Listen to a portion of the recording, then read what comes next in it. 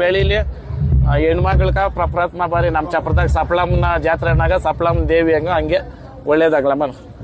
ಒಳ್ಳೆ 6,35,000 2 ಓರಿಗಳು ಬನ್ನೇರ್ಘಟ್ಟದವ್ರಕ ಕೊಟ್ಟಿದ್ದೀರಿ ಓರಿಗಳು. ದುಡ್ಡೇದಾಗ್ಲಮ್ಮ, ಒಳ್ಳೇದಾಗ್ಲಿ.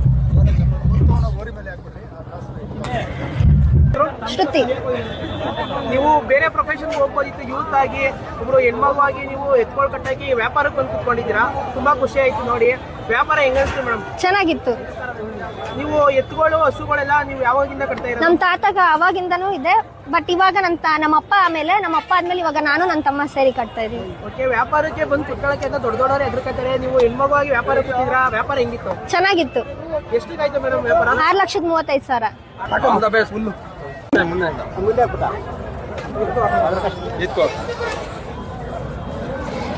ಜೈ ಹಳ್ಳಿಕರ್.